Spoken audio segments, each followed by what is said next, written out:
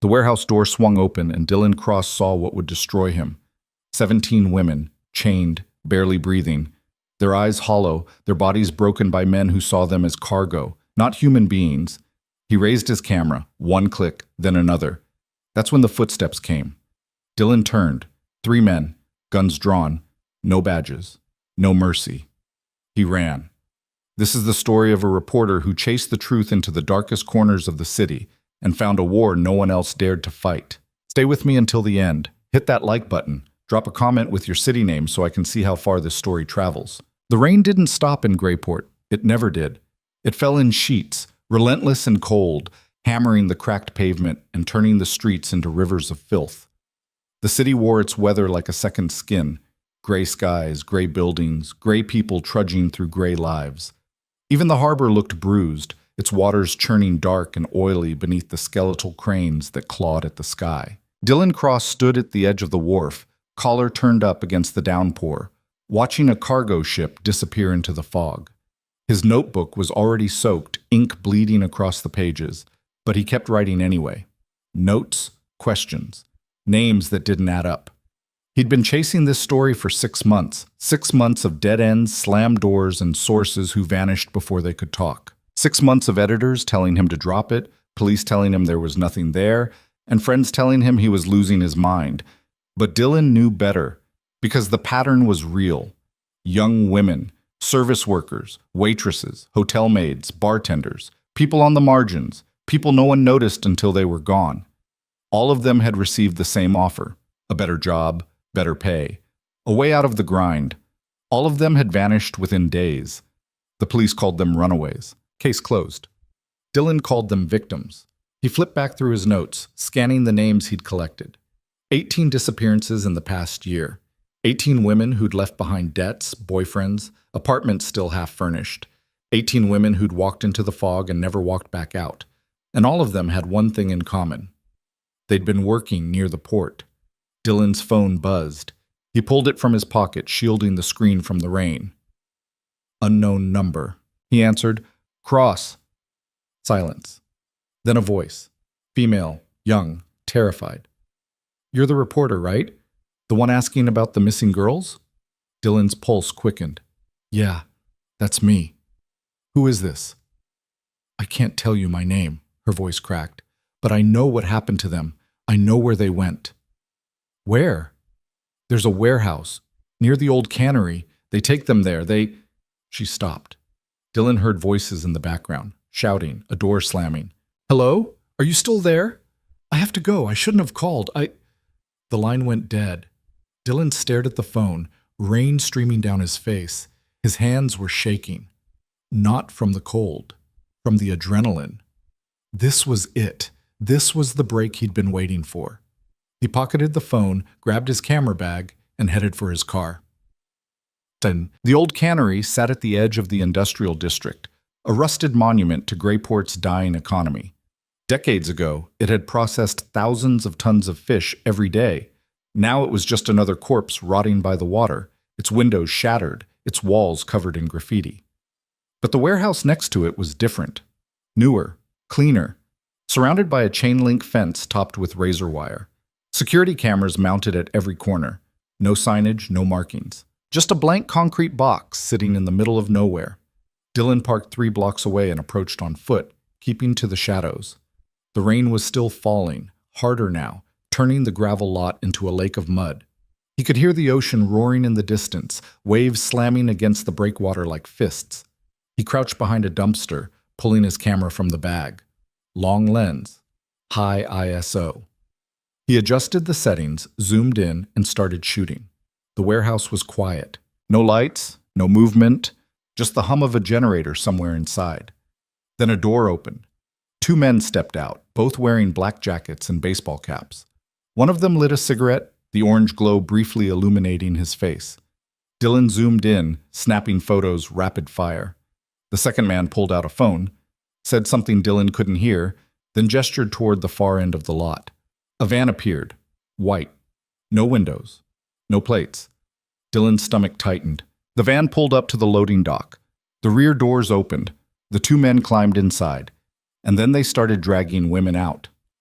Dylan's breath caught. They were young, disheveled, moving like sleepwalkers, their eyes glazed, their bodies limp. Some of them stumbled. Others had to be carried. Drugged, Dylan realized. They've been drugged. He kept shooting. Click, click, click. The shutter sounded deafening in the silence, but the rain covered it. The men didn't look up. One by one, the women were led into the warehouse. 17 of them. Dylan counted. 17. The last one collapsed halfway to the door. One of the men cursed, grabbed her by the arm, and hauled her inside. The door slammed shut. Dylan lowered the camera, his heart pounding so hard he thought it might crack his ribs. He'd found them. He'd actually found them. But now what? He couldn't call the police. Not yet. He needed more evidence. Photos weren't enough. He needed proof. Names, dates, connections. He needed something that would force them to act. He needed to get closer. Dylan crept forward, moving along the fence line, staying low. The mud sucked at his boots. The rain hammered his back. Every instinct screamed at him to turn around, to get the hell out of there, but he ignored it. He reached the corner of the fence and peered through a gap in the chain link. The loading dock was empty now. The van was gone. But the generator was still running, and through a cracked window, Dylan could see lights inside. He pulled out his phone, switching it to video mode, and angled it through the gap. The footage was grainy, barely visible through the rain and darkness, but it was something. Then he heard voices. Dylan froze. 2 men coming around the side of the building. One of them was talking on a radio. "Yeah, the shipment's in. We'll move them tomorrow night. Boss wants everything clean. No screw-ups this time." Dylan's blood turned to ice. He was too close. Way too close. He started backing away, moving as quietly as he could, but his boot caught on something, a piece of rebar, and he stumbled. The noise was small, barely a scrape, but it was enough. One of the men turned, looked right at him. "Hey, who's there?" Dylan ran. He didn't think, didn't plan, just bolted across the lot, legs pumping, lungs burning, the camera bag slamming against his side. Behind him, he heard shouting. Footsteps. A dog barking. He hit the fence, scrambling over it, razor wire tearing at his jacket. He dropped to the other side, landing hard, pain shooting up his ankle. "Get him!" Dylan limped forward, pushing through the pain, weaving between shipping containers and piles of scrap metal. The rain was blinding now, turning the world into a wet blur. He reached his car, fumbled with the keys, and threw himself inside. The engine roared to life. Tires screeched as he peeled out, fishtailing through the mud. In the rearview mirror, he saw headlights. They were following him. Dylan floored it, heart racing, hands white-knuckled on the wheel. He took a hard left, then another, weaving through side streets and alleys, trying to lose them. The headlights stayed close. He ran a red light. Horns blared. Someone screamed. He didn't stop. Finally, after what felt like an eternity, the headlights fell back, disappeared. Dylan pulled into a parking garage, killed the engine, and sat there in the dark, shaking. His phone buzzed. Another unknown number. He stared at it for a long moment, then answered. "Dylan Cross?" The voice was male, calm, almost amused. "Who is this?" "Someone who knows you were just at the warehouse, someone who knows what you saw." Dylan's throat tightened. "I don't know what you're talking about. Don't play stupid. You've been asking questions for months. Digging where you shouldn't. You think you're helping those girls? You're not. You're making it worse." "Then help me stop it." The man laughed. "You don't stop people like us, Mr. Cross. You just get in the way. And people who get in the way disappear." The line went dead. Dylan sat there staring at the phone, the weight of it crushing. He'd crossed a line tonight, stepped into something bigger than he'd realized. And now they knew who he was. But he couldn't stop. Not now. Not when 17 women were counting on him. The next morning, Dylan went straight to his editor's office. Marcus Chen was a 20-year veteran of the Greyport Herald, a man who'd seen every story, broken every rule, and survived every purge. He looked like a bulldog, short, stocky, with a face that seemed permanently set in a scowl. But Dylan trusted him more than anyone. "You look like hell," Marcus said, not looking up from his computer. "I found them." Marcus stopped typing, looked up. "Found who?" "The missing women. All of them. They're being held in a warehouse near the old cannery. I got photos, video, everything. Marcus leaned back in his chair, studying Dylan with sharp, calculating eyes. You're sure? I saw them with my own eyes. 17 women, drugged, being moved like cargo. Did you call the police? Not yet. Why not? Because I don't know who to trust. The cops have been ignoring this for months. Either they're incompetent or they're involved. Marcus frowned. That's a serious accusation. I'm serious. Marcus sighed, rubbing his temples. Show me what you've got. Dylan pulled out his laptop, opened the files, and showed him everything. The photos, the video, the list of names and dates he'd compiled over the past 6 months. Marcus watched in silence, his expression unreadable. When it was over, he leaned back and exhaled slowly. This is big, Dylan. Bigger than you think. If you're right, and this is a trafficking network, then you're not just dealing with criminals. You're dealing with people who have money, power, connections, people who can make you disappear. I know. Do you? Because once you publish this, there's no going back. Your life will change. You'll be a target. I'm already a target. They called me last night. Threatened me. Marcus's eyes narrowed. What did they say? That I was making it worse. That people who get in the way disappear. Marcus was quiet for a long moment. Then he nodded. Okay, we'll run it. But we do it smart. We need corroboration. Witnesses. Evidence that'll hold up in court. And we need to loop in the feds. If the local cops are dirty, we go over their heads. How long will that take? A week, maybe 2. We don't have 2 weeks. They're moving the women tomorrow night. Marcus cursed under his breath. Then we move faster. But Dylan, he leaned forward, his voice low and hard. If you screw this up, if you get yourself killed chasing this story, it's on you, not me, not the paper, you. Understand? Dylan nodded. I understand. Good. Now get out of here. Start making calls. I'll reach out to my contact at the FBI. We'll see if we can fast-track this. Dylan stood, grabbed his bag, and headed for the door. But before he left, Marcus called out, Dylan! He turned. Be careful. These people don't play games. Neither do I. Dylan spent the rest of the day chasing leads. He called every contact he had, activists, social workers, legal aid lawyers. He showed them the photos, told them the story, begged them for help. Most of them were horrified. A few promised to make calls, but no one had answers. By evening, he was exhausted, frustrated, running on fumes. He was sitting in his apartment, staring at his laptop, when his phone buzzed again. Another unknown number. He almost didn't answer, but something made him pick up. Dylan Cross? A woman's voice, different from the first caller, older, steadier. Yeah, who's this? My name is Elena. I'm a friend of Maria Cortez. You've been asking about her. Dylan sat up straight. Maria Cortez, 22 years old, waitress, disappeared 3 months ago. I have been. Do you know where she is? No, but I know what happened to her. And I know you're in danger. What do you mean? The people you're investigating, they know you're getting close. They're planning something. I don't know what. But you need to be careful. How do you know this? Because I used to work for them. Dylan's pulse quickened. Will you meet me? Tell me everything? There was a long pause. Then, tomorrow, 6 p.m. Luciano's restaurant, downtown. Come alone. If I see anyone else, I'm gone. I'll be there. The line went dead. Dylan sat back, his mind racing. This was it. The witness he needed. The break that could blow the whole thing open. But it was also a risk, a huge one. If this was a trap, he was walking right into it. But he didn't have a choice. Tomorrow at 6, he'd be at Luciano's, and he'd finally get the truth. Luciano's was an upscale Italian restaurant in the heart of downtown Grayport, the kind of place where politicians made deals and CEOs closed contracts. White tablecloths, crystal chandeliers, a pianist playing soft jazz in the corner. Dylan arrived at 5:45, 15 minutes early. He took a table near the back, facing the entrance, and ordered a coffee he didn't drink. He checked his phone.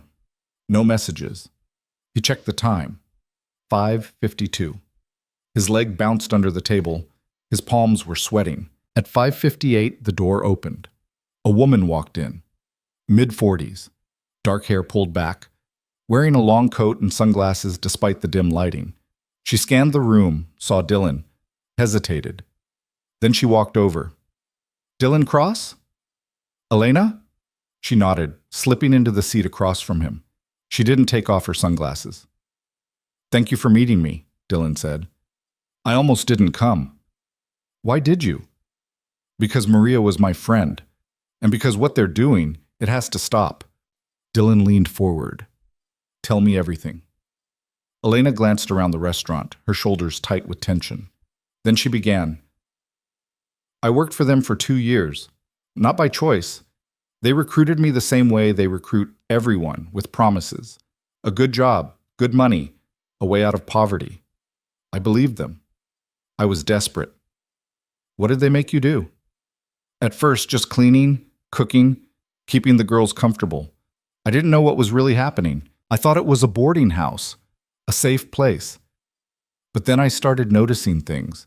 The locks on the doors, the men who came and went, the way the girls looked, broken, terrified." "How many girls?" "It changed, sometimes 5, sometimes 20. They moved them every few weeks, different locations, different cities. I never knew where they went after they left." "And Maria?" Elena's voice cracked. "She came in 3 months ago. She was so young, so scared. She kept asking for her mother. I tried to help her, tried to sneak her food, give her clean clothes. But they caught me, beat me, told me if I ever tried again, they'd kill me." "Did you see who was in charge?" "There was a man. They called him Vargas. He ran everything, gave the orders, collected the money. He was ruthless, cold. If a girl tried to run, he'd make an example of her. I saw him—" She stopped, her hands trembling. "I saw him kill a girl once. Just shot her, like it was nothing." Dylan felt sick. "Do you know where Vargas is now?" "No, but I know he's still operating, still moving girls. And I know he has connections, police, politicians, people who protect him." "Will you testify? Go on record?" Elena shook her head. "I can't. If I do, I'm dead. You don't understand. These people don't forgive. They don't forget." "Then why are you here?" "Because I want you to stop them. I want someone to finally do something." Dylan reached across the table, his voice urgent. "I will. I promise. But I need your help. I need names, locations, anything you can give me." Elena opened her mouth to respond. And then the restaurant exploded into chaos. The front door burst open. 4 men stormed in, dressed in black, faces covered, guns drawn. Someone screamed. The pianist stopped playing. Dylan's blood turned to ice. "Get down!" one of the men shouted. Patrons dove under tables. A waiter dropped a tray, glass shattering across the floor. But the men weren't there for them. They were there for Elena. One of them pointed straight at her. "You! Don't move!" Elena's face went white. "No, no, no, no!" She bolted. The men opened fire. Dylan threw himself to the ground as bullets ripped through the air, splintering wood, shattering mirrors. People were screaming, running, trampling over each other in their panic. Dylan crawled under the table, his ears ringing, his heart hammering. He looked up just in time to see Elena stumbling toward the kitchen, blood blooming across her shoulder. "Elena!" She didn't stop. She crashed through the kitchen doors and disappeared. The gunmen followed. Dylan scrambled to his feet and ran after them. He burst into the kitchen. Chaos, cooks shouting, pots crashing. He saw Elena ahead, limping toward the back exit, and he saw the gunmen closing in. "Elena, run!" She reached for the door, and a figure stepped out of the shadows. Tall, broad-shouldered, wearing an expensive suit. He moved so fast Dylan almost didn't see it. One moment, the gunmen were advancing. The next, the first one was on the ground, his arm twisted at an unnatural angle, his gun clattering away. The second lunged. The man in the suit sidestepped, drove an elbow into his ribs, then slammed his head into the stainless steel counter. The third raised his weapon. The man caught his wrist, twisted, and drove a knee into his stomach. The gunman crumpled. The fourth turned to run. The man pulled a pistol from his jacket and fired once. The shot echoed. The gunman dropped. Silence. Dylan stood frozen, his breath coming in ragged gasps. The man in the suit turned. and Dylan saw his face, sharp features, cold gray eyes, a scar running along his jawline. "You must be Dylan Cross," the man said calmly, as if he hadn't just taken down 4 armed men in less than 30 seconds. Dylan couldn't speak. The man holstered his weapon and gestured toward Elena, who was slumped against the wall, clutching her shoulder. "Get her to a hospital, now." Who are you?" The man smiled. It didn't reach his eyes. "My name is Adrian Vale, and we need to talk." The hospital smell hit Dylan the moment they pushed through the emergency room doors. Antiseptic and bleach and something underneath that might have been fear. Elena was barely conscious, her face the color of old paper, blood soaking through the makeshift bandage Adrian had wrapped around her shoulder in the car. "Gunshot wound," Adrian said to the nurse at the desk, his voice carrying the kind of authority that made people move without questioning. "Through and through. She's lost a lot of blood." The nurse's eyes widened. She grabbed a phone, barked orders Dylan couldn't process, and within seconds a gurney appeared. They lifted Elena onto it, her head lolling to one side. "Maria," she whispered, reaching for Dylan's hand. "Find Maria, please." "I will," Dylan said, squeezing her fingers. "I promise." Then they wheeled her away through double doors that swung shut with a finality that made Dylan's stomach turn. He stood there in the harsh fluorescent lighting, his clothes splattered with Elena's blood, his hands still shaking from the adrenaline crash. Around him, the emergency room hummed with controlled chaos, a child crying somewhere, machines beeping, someone shouting for a doctor. "Come on," Adrian said, his hand on Dylan's elbow. "We need to leave before the police arrive." Dylan pulled away. "I'm not going anywhere with you. I don't even know who you are." "Yes, you do. You're a reporter. You've done your research. You know exactly who I am." And Dylan did. The name had clicked the moment Adrian said it. Adrian Vale, one of the most powerful men in Greyport's underworld. A crime lord who controlled everything from gambling to protection rackets, who'd built an empire on the backs of broken laws and broken people. "Why did you help us?" Dylan asked. "Because those men weren't after you. They were after something that belongs to me." "Elena doesn't belong to anyone." Adrian's smile was thin and cold. "I meant my territory. Greyport is mine, Mr. Cross. Has been for 15 years. And when someone else starts operating trafficking rings in my city without my permission, it becomes my problem. You're no better than they are." "You're right, I'm worse, but I have rules. And one of them is that women and children are off limits. Vargas and his cartel broke that rule. So now they're going to pay." Dylan stared at him, trying to reconcile the man who'd just saved their lives with the criminal he knew Adrian to be. Nothing about this made sense. "Why are you telling me this?" "Because you're going to help me destroy them. I don't work with criminals. You already are. The moment you stepped into that warehouse, you became part of this. The moment Elena called you, you crossed the line. Now you have a choice. Work with me and save those 17 women, or stand on principle while they disappear forever." Dylan's jaw clenched. He wanted to tell Adrian to go to hell, wanted to walk out of that hospital and call the FBI and do this the right way. But Elena's voice echoed in his head. Maria. Find Maria. How many more Marias were out there? How many more women were counting down the hours until they were moved, sold, lost? "What do you want from me?" Dylan asked. "Information. You've been tracking these disappearances for months. You have names, dates, patterns. I need everything you know." "And what do I get in return?" "A story that'll win you every journalism award ever created, and the satisfaction of knowing you actually saved lives instead of just writing about them after the fact." Dylan felt the weight of that choice settling over him like a lead blanket. Everything he'd believed in, truth, justice, the system, was being tested in this moment. And he knew, somewhere deep in his gut, that if he said yes, there would be no going back. But he'd already seen those women, already heard Elena's confession, already looked into the face of evil and barely escaped. If he walked away now, he'd spend the rest of his life wondering what happened to them. "Fine," Dylan said. "But we do this my way. No killing unless absolutely necessary. And when it's over, I publish everything, including your part in it." Adrian extended his hand. "Deal." Dylan hesitated, then shook it. The man's grip was iron. "There's a car waiting outside," Adrian said. We need to move." Those men at the restaurant won't be the last ones Vargas sends. They left through a side exit, avoiding the main entrance where police cars were already pulling up, lights flashing. Adrian's car was a black Mercedes, sleek and expensive, idling at the curb. A driver sat behind the wheel, stone-faced and silent. They climbed into the back. The leather seats smelled like money. "Where are we going?" Dylan asked as the car pulled away from the hospital. "Somewhere safe. Somewhere we can talk without interruption." They drove through the rain-slicked streets of Grayport, leaving the downtown core behind and heading toward the waterfront. The buildings grew older, more decrepit. Warehouses and shipping yards loomed in the darkness like the ruins of some ancient civilization. Finally, they turned down an unmarked street and pulled up to what looked like an abandoned factory. But when Adrian opened the door, Dylan saw it was anything but abandoned. The interior had been transformed into something between a fortress and a luxury penthouse.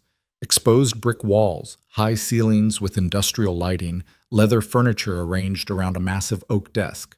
Men in suits stood at strategic points throughout the space. Guards, Dylan realized, all of them armed. "Sit," Adrian said, gesturing to a chair across from the desk. Dylan sat. Adrian poured 2 glasses of whiskey from a crystal decanter and handed one to Dylan. "I don't drink on the job." "You're not on the job anymore. You're at war. And war requires different rules." Dylan took the glass but didn't drink. Adrian sat down, studying Dylan with those cold gray eyes. "Tell me everything you know about Vargas and his operation."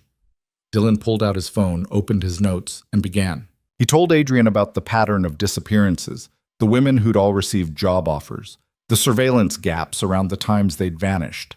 He showed him the photos from the warehouse, the video footage, the list of names. Adrian listened without interrupting, his expression unreadable. When Dylan finished, Adrian leaned back in his chair. "Vargas is part of the Sinaloa cartel. They've been trying to expand into human trafficking for the past 2 years, using West Coast ports as distribution points. Grayport was supposed to be neutral territory, but apparently they decided to test the waters." "How do you know all this?" "Because I make it my business to know everything that happens in this city. Every deal, every shipment, every power play. Information is currency, Mr. Cross, and I'm very rich." "If you knew about this, why didn't you stop it sooner?" "Because I needed proof. I needed to know the full scope of their operation before I moved. If I'd acted too soon, they would have scattered, moved their operation elsewhere, and those women would have disappeared anyway. But now, thanks to you, I have what I need." Dylan's stomach turned. "You used me." "We're using each other. Don't pretend you're a saint in this. You wanted the story. I gave you access to it. Now we both get what we want." "And the women? What happens to them?" "We get them out, tomorrow night before Vargas moves them. But we need to move fast. He knows you were at the warehouse. He knows Elena talked. He'll accelerate his timeline. How do we stop him?" Adrian stood, walked to a large map of Grayport pinned to the wall. Red markers dotted various locations, warehouses, shipping yards, known cartel safe houses. "Vargas is smart. He knows I'll come for him. So he'll have heavy security at the warehouse. Maybe 20 men, all armed. We can't just walk in and take the women. We need a strategy." "What kind of strategy?" "Two-pronged attack. I hit the warehouse with my people, create chaos, draw their attention. Meanwhile, you work with the FBI to coordinate a raid. Federal agents storm the place while we provide the distraction. By the time Vargas realizes what's happening, it's too late." "You want me to bring the feds into this?" "I want those women safe. I don't care who gets the credit. Do you?" Dylan thought about Elena bleeding out in the restaurant, about Maria Cortez asking for her mother, about 17 women chained in that warehouse waiting for someone to save them. "No," he said, "I don't." "Good. Then make the call. Tell your editor to contact his FBI source. Tell them everything, except my involvement. As far as they're concerned, you got an anonymous tip about the location and the timing. They'll want more than that. They'll want evidence." Adrian slid a USB drive across the desk. "Security footage from the warehouse, recorded 2 days ago, shows Vargas personally overseeing the operation. That should be enough to get a warrant." Dylan picked up the drive, turning it over in his fingers. "Where did you get this?" "I told you. Information is currency." Dylan pocketed the drive and pulled out his phone. It was nearly midnight, but he knew Marcus would answer. Marcus picked up on the second ring. This better be good. It is. I have footage of the trafficking operation. Clear evidence. I need you to get it to the FBI tonight. Tonight? Dylan, do you know what time it is? Marcus, they're moving the women tomorrow night. If we don't act now, they're gone forever. Please. There was a long pause, then Marcus sighed. Send me the file. I'll make the call. I need you to do more than that. I need you to set up a meeting tomorrow morning, early. The FBI needs to coordinate a raid for tomorrow night. You're asking for a lot. I know, but this is it, Marcus. This is the story that matters. This is the one that saves lives. Another pause. Okay, I'll make it happen. But Dylan, be careful. These people will kill you if they get the chance. I know. Dylan hung up and looked at Adrian. It's done. The FBI will coordinate the raid, but I need details, exact timing, layout of the warehouse, how many guards, everything. Adrian smiled. Follow me. They moved to a side room where a large table held blueprints of the warehouse district. Adrian spread them out, pointing to various sections. The warehouse has 3 entrances, main loading dock, side door here, and a service entrance in the back. Vargas will have men at each one, probably snipers on the roof. The women will be held in the basement level, locked in shipping containers. Shipping containers? It's how they transport them. Pack them in like cargo, drug them to keep them quiet, then move them to the next location. Efficient. Brutal. Dylan felt sick again. Adrian continued. My team will hit the main entrance at exactly 9 p.m. That's when the guards change shifts. There'll be confusion, a gap in their security. That's when the FBI needs to come in through the back. Hard and fast. No warning. What about Vargas? He'll be there. He always oversees the big moves. And when he shows up, I'll be waiting. I thought you said no killing. I said no unnecessary killing. Vargas is very necessary. Dylan met Adrian's eyes. There was no mercy there. No hesitation. This was a man who'd built his empire on violence, and he wasn't about to change now. I need to be there, Dylan said. Absolutely not. I'm the one who found them. I'm the one who's been chasing this story for 6 months. I deserve to see it through. You'll get yourself killed. Then protect me. You said yourself we're working together. I'm not asking to go in guns blazing. I just want to document what happens. The world needs to see this. Adrian studied him for a long moment. Then he nodded. Fine, but you stay behind my people. You don't engage. You don't play hero. You point your camera and you shoot. That's it. Understood? Understood. Good. Now go home. Get some sleep. Tomorrow's going to be a long day. Dylan stood to leave, but Adrian called out, Mr. Cross. He turned. What you're doing, it's brave, stupid, but brave. Most people would have walked away by now, run back to the safety of their newsroom and let someone else handle the dirty work. But you didn't. That means something. It means I can't live with myself if I don't try. Adrian nodded. That's the difference between people like you and people like me. You still believe in something. I stopped believing a long time ago. Dylan didn't know what to say to that, so he just left. The driver took him back to his apartment. It was nearly 2 a.m. by the time he climbed the stairs and unlocked his door. The place was exactly as he'd left it, messy, cluttered with research, the faint smell of old coffee and takeout containers. He dropped his bag, peeled off his blood-stained clothes, and stood under the shower until the water ran cold. But no amount of scrubbing could wash away what he'd seen, what he'd become part of. He thought about calling his sister, hearing her voice, reminding himself that there was still good in the world. But it was too late. And what would he even say? Hey, Jenna, just partnered with a crime lord to take down a human trafficking ring. How was your day? Instead, he dried off, climbed into bed, and stared at the ceiling. Sleep didn't come. All he could see were those 17 women. All he could hear were Elena's words. Find Maria. Tomorrow night, he'd keep that promise. Or die trying. The meeting with the FBI took place at 7 a.m. in a downtown federal building that looked like it had been designed to intimidate.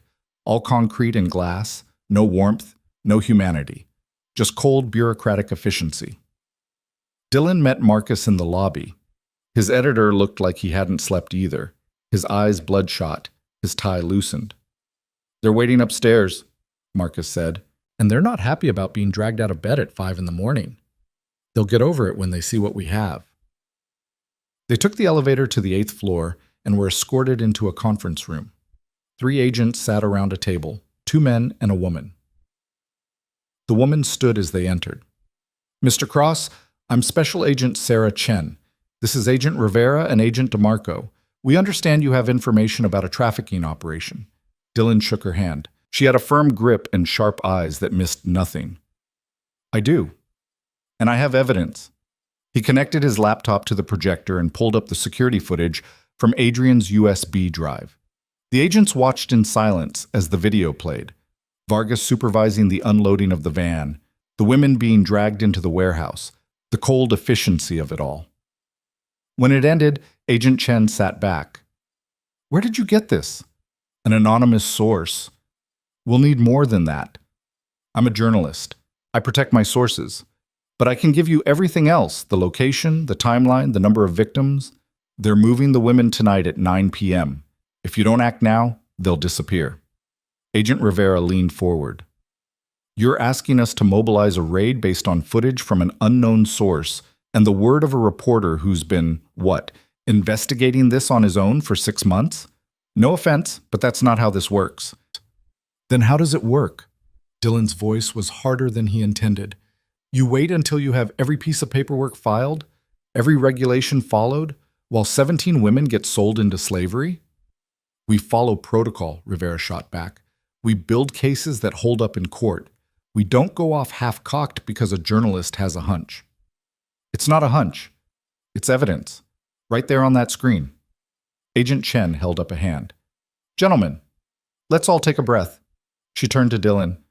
"Mr. Cross, I understand your urgency, and I appreciate what you're trying to do, but Agent Rivera has a point. We need more than this video to justify a raid. We need corroboration, witnesses, a chain of custody for the evidence." "I have a witness. Elena Martinez. She worked inside the operation for 2 years. She's at Mercy General right now, recovering from a gunshot wound she got because she agreed to meet with me." That got their attention. "She was shot?" Agent Chen asked. "Last night, at Luciano's restaurant, cartel gunmen tried to kill her. She survived, and she's willing to talk." The agents exchanged glances. "We'll need to interview her," Agent Chen said, "and we'll need the original source of this video. If you can provide both, we can move forward." Dylan's mind raced. He couldn't give them Adrian. That wasn't the deal. But he needed them to act. "I can't reveal my source, but I can give you Elena, and I can give you something else." He pulled out his phone, showed them the photos he'd taken at the warehouse. "I was there 3 nights ago. I saw them loading the women. I have documentation, timestamps, GPS coordinates, everything you need." Agent Chen studied the photos. Then she looked at Marcus. "You're willing to stake your newspaper's reputation on this?" Marcus nodded. "I am." She turned back to Dylan. "If we do this, if we mobilize a tactical team for tonight, and it turns out to be a dead end, your career is over. You understand that?" "Yes." "And if anyone gets hurt because of bad intelligence, you'll be held responsible." "I understand." Agent Chen stood. "Then we move. Rivera DeMarco, start assembling the team. I want tactical, medical, and transport ready to deploy by 8 p.m. Mr. Cross, you stay available. If we have questions, you answer. Immediately. Clear?" "Clear." The agents filed out, already on their phones, already moving with the kind of focused intensity that made Dylan believe this might actually work. Marcus turned to him. "You just bet everything on this. I hope to hell you're right." "So do I." They left the federal building and stood on the sidewalk, the morning sun breaking through the clouds for the first time in days. The rain had stopped. The city looked almost clean. "What now?" Marcus asked. "Now I go back to the hospital, check on Elena, make sure she's safe. And tonight? Tonight I'm going to be at that warehouse, one way or another." Marcus grabbed his arm. "Dylan, you can't. If the FBI finds out you're there, they'll shut the whole thing down. And if the cartel finds you, they'll kill you." "I have to be there. I have to see this through." "Why?" "You've done your part. You brought the story to the FBI. Let them handle it." "Because I promised Elena I'd find Maria. Because those women deserve to have someone witness what happens to them. Because if I'm not there, it's just another operation, another statistic. But if I'm there, if I document it, it becomes real. It becomes a story people can't ignore. Marcus sighed. You're going to get yourself killed. You know that? Maybe, but at least I'll die doing something that matters. That's the stupidest thing I've ever heard. Dylan smiled. Probably. They parted ways. Marcus headed back to the newspaper. Dylan went to the hospital. Elena was awake when he arrived, propped up in bed, her shoulder heavily bandaged. She looked small and fragile against the white sheets, but her eyes were clear. You came, she said. I promised I would. How are you feeling? Like I got shot. She tried to smile but winced. The doctors say I'll be okay. The bullet went through clean, no permanent damage. Good. That's good. Dylan pulled up a chair beside the bed. Elena, the FBI is going to want to talk to you. They're planning a raid tonight, but they need your testimony to make it official. Fear flickered across her face. If I testify, Vargas will find me. He'll kill me. The FBI will protect you. Witness protection, a new identity, a new life, but you have to trust them. I don't trust anyone anymore. I know, but this is your chance to stop them, to make sure what happened to you and Maria doesn't happen to anyone else. Elena was quiet for a long time, staring at her hands. Then she nodded. Okay, I'll talk to them. For Maria. Thank you. Dylan stayed with her until Agent Chen arrived 2 hours later. He watched through the window as Elena gave her statement, saw the tears on her face as she relived the horrors she'd witnessed. When it was done, Agent Chen came out looking grim. We have enough, she said. The raid is a go, 9 p.m. And Mr. Cross, thank you. What you did, bringing this to us, it matters. But you need to stay away from the warehouse tonight. This is a federal operation now. We can't have civilians in the line of fire. I understand, but he had no intention of staying away. At 8 p.m., Dylan met Adrian at the factory-turned-fortress. The place was buzzing with activity. Men loading weapons, checking equipment, speaking in low, urgent voices. Adrian was at the center of it all, directing his people with the precision of a military commander. You ready? He asked when he saw Dylan. As ready as I'll ever be. Adrian handed him a bulletproof vest. Put this on, and stay close to Marcus. Marcus? A big man stepped forward, 6'4", solid muscle, with a scar running down the left side of his face. I'm Marcus. I'll be your shadow tonight. Where you go, I go. What you see, I see. And if things go sideways, I get you out. Got it? Dylan nodded. Got it. Adrian checked his watch. 30 minutes until go time. Let's move. They piled into 3 black SUVs and drove toward the warehouse district. The sun had set, leaving the city wrapped in darkness. Rain was starting again, light but steady, turning the streets into mirrors that reflected the streetlights. Dylan's heart was pounding. His hands were sweating. Every instinct screamed at him to turn back, to let the professionals handle this. But he didn't, because somewhere in that warehouse, 17 women were counting on him, and he wasn't about to let them down. The SUVs parked 2 blocks away, hidden in the shadows between shipping containers.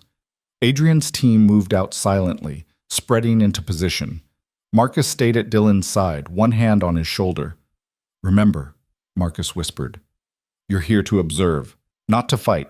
You see trouble, you run. I'll cover you.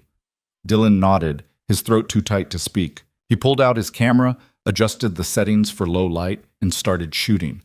Through the viewfinder, he could see the warehouse, lights on inside, shadows moving behind the windows, guards patrolling the perimeter. Adrian's voice crackled through the radio Marcus carried. Team 1 in position. Team 2 in position. FBI, what's your status? A pause. Then Agent Chen's voice. We're 30 seconds out. On my mark. Dylan's pulse hammered in his ears. Mark. And then all hell broke loose. That had to be enough. But 3 days later, Dylan discovered it wasn't enough at all. He was sitting in his apartment reviewing footage from the warehouse raid for the 100th time when his phone rang. The number was blocked, but something told him to answer. Mr. Cross. The voice was distorted, mechanical. impossible to identify. You think you won. You think because Vargas is dead and 17 women are safe that this is over. It's not. Dylan's grip tightened on the phone. Who is this? Someone who wants you to understand what you've done. You didn't dismantle a trafficking network. You poked a hornet's nest, and now the hornets are coming for everyone you care about. If you're trying to scare me, I'm trying to warn you. Elena Martinez, Maria Cortez. Every woman you helped rescue, every source who talked to you, every person who trusted you to keep them safe, they're all targets now, and their blood will be on your hands. The line went dead. Dylan sat frozen, the phone still pressed to his ear, his mind racing. It could be a bluff, a psychological tactic designed to make him paranoid, to break him down. But what if it wasn't? He called Marcus immediately. We have a problem. What kind of problem? The kind that involves death threats against the survivors. I just got a call. Someone's planning retaliation. Marcus was silent for a moment. Come to the office. Now. And Dylan, watch your back on the way over. If they're serious about this, you're the primary target. Dylan grabbed his jacket and camera bag, checking the street from his window before leaving. Nothing looked suspicious, but that didn't mean anything. Professional killers didn't advertise their presence. He took the stairs instead of the elevator, emerged through a side entrance, and caught a cab 3 blocks away. The entire ride to the Herald, he watched the cars behind them, looking for patterns, for anyone following too closely. Marcus was waiting with Agent Chen when Dylan arrived. Her presence told him everything he needed to know. This was already official. We intercepted communications this morning, Chen said without preamble. Encrypted messages between cartel cells discussing retaliation. They're planning coordinated strikes against everyone connected to the warehouse operation. Witnesses, survivors, law enforcement. And you're at the top of the list. Dylan's stomach turned. When? We don't know. Could be days. Could be weeks. But they're moving resources into position. We've already placed protective details on the survivors we know about. But Mr. Cross, there are people connected to this case that we can't protect. Sources who remained anonymous. People you interviewed off the record. Dylan thought about the dozens of conversations he'd had over the past 6 months. The bartenders and social workers and street-level informants who'd given him pieces of the puzzle. People who'd trusted him to keep them safe. What do you need from me? He asked. A list. Everyone who helped you with this story. Everyone who might be at risk. We'll do what we can to protect them. And what about Dylan? Marcus cut in. What's the plan to keep him alive? We're offering protective custody. Safe house, 24-hour security, complete isolation until we can neutralize the threat. Dylan shook his head. No, I can't hide while everyone else is exposed. I started this. I need to see it through. That's not heroic, Mr. Cross. That's suicidal. Maybe. But it's my choice. Chen's jaw tightened. Fine. Then at minimum, you accept a security detail. 2 agents, armed, with you at all times. And you don't go anywhere without clearing it with us first. Deal? Dylan wanted to argue, wanted to maintain his independence, but he knew she was right. He couldn't help anyone if he was dead. Deal. The security detail arrived an hour later. 2 agents named Morrison and Keller, both former military, both carrying themselves with the alert efficiency of people who'd seen combat. They moved into Dylan's apartment, secured the exits, and established protocols for his movements. You don't answer your door, Morrison said, running through the rules. You don't go anywhere alone. You don't meet with sources unless we've vetted them first. And if we say run, you run. No questions, no hesitation. Understood? Understood. That night, Dylan lay awake listening to Morrison and Keller moving through his apartment, checking windows, monitoring feeds from security cameras they'd installed. His life had become a cage, gilded with protection, but a cage nonetheless. And somewhere out there, the people who'd helped him were facing threats they might not even know about yet. He pulled out his laptop and started making the list Chen had requested. Every name, every conversation, every source who'd contributed to the story. It took hours, and with each name he added, the weight on his chest grew heavier. By dawn, he had 47 names. 47 people whose lives were now in danger because they'd trusted him. He sent the list to Chen, then forced himself to shower and eat, going through the motions of normalcy even though nothing was normal anymore. His phone rang. Unknown number again. Morrison intercepted it before Dylan could answer, running a trace. It's clean. Local cell tower. Could be legitimate. Dylan answered on speaker. Hello? Dylan, it's Adrian. Morrison's hand went to his weapon. Dylan waved him off. What do you want? I want to tell you that you were right to be concerned. My sources confirm the cartel is planning something big. They're not just targeting survivors. They're targeting infrastructure. The FBI field office, the Herald, anyone who helped expose them. How do you know this? Because I've been monitoring their communications since Vargas died. I knew they'd come for revenge. I just didn't know the scale until now. Adrian paused. Dylan, this is bigger than a few hit squads. They're planning a statement, something that will make people afraid to cross them again. What kind of statement? The kind that involves explosives and mass casualties.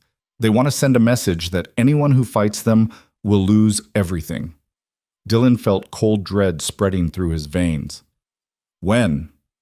72 hours, maybe less. I'm still working on pinning down the exact targets, but the Herald is definitely on the list. So is the community center where the survivors have been meeting for group therapy. Morrison grabbed Dylan's phone. This is Special Agent Morrison, FBI. Who is this and how did you obtain this information? Tell your superiors that Adrian Vale has intelligence on an imminent terrorist attack. If they want details, they can contact me through the usual channels. But they need to move fast. Clock's ticking. The line went dead. Morrison stared at the phone, then at Dylan. You're working with Adrian Vale, the crime lord? It's complicated. Complicated doesn't begin to cover this. You realize we could arrest you for conspiracy right now? You could, but then you wouldn't get Vale's intelligence and a lot of people would die. So maybe save the moral outrage for after we stop the attack? Morrison's jaw worked, but he made the call to Chen. Within an hour, Dylan's apartment was full of federal agents, all of them listening to the recording of Adrian's call, analyzing it for credibility. Chen looked like she hadn't slept in days. We're taking this seriously, she said. Vale's information has been reliable in the past, even if we don't like where it comes from. We're evacuating the Herald building and the community center. Bomb squads are sweeping both locations now. What about the survivors? Dylan asked. If they're targeting the community center, they know where the women are. We're moving them, all 17 plus their families, different locations, maximum security. It'll take time, but we'll get it done. And the Herald staff, Marcus spoke up from the corner. I'm not evacuating. This is my newsroom. I don't run from threats. Marcus, don't be stupid. I'm not being stupid. I'm being practical. If we shut down, they win. They silence the press. They prove that fear works. I'm not giving them that satisfaction. Chen cut in. Mr. Chen, I understand your position, but no buts. My staff can work remotely if they choose. But I'm staying. End of discussion. Dylan recognized that tone. Marcus wasn't going to budge. Then I'm staying too, Dylan said. Absolutely not, Morrison said. Our orders are to keep you alive, and we can't do that if you're sitting in a building that's a known target. Then you better make sure that building is secure, because I'm not hiding while my colleagues and sources are in danger. The argument went on for another hour, but Dylan won by sheer stubbornness. He would stay at the Herald, continue working, continue reporting. But the building would be locked down like a fortress. Armed guards, metal detectors, bomb-sniffing dogs, the works. The next 48 hours were a blur of controlled chaos. The FBI coordinated with local police, Homeland Security, and Adrian's people. Though officially, that last collaboration didn't exist. Intelligence came in pieces, fragments of intercepted communications that suggested the attack was imminent but didn't pinpoint when or exactly where. Dylan worked from the newsroom, Morrison and Keller flanking him constantly. He wrote updates on the investigation, coordinated with other journalists covering the story, and tried not to think about the fact that he was essentially using himself as bait. The community center was evacuated without incident. Bomb squads found nothing. Either the threat was elsewhere, or the cartel had gotten wind of the FBI's awareness and scrubbed the plan. But Dylan's instincts told him the threat was real, that somewhere, someone was preparing to strike. On the third night, at 2 a.m., Dylan was still at his desk when the building's fire alarm went off. Morrison was on his feet immediately. That's not a drill. Keller, get Cross to the safe room. I'll check the threat. Wait, Dylan said, looking at his computer screen. This doesn't feel right. The alarm's manual, not automatic. Someone pulled it. Which means someone's in the building who shouldn't be, Keller said, weapon drawn. Move, now. They hustled Dylan toward the interior safe room, a reinforced space the FBI had designated as the fallback position. But halfway there, Keller's radio crackled.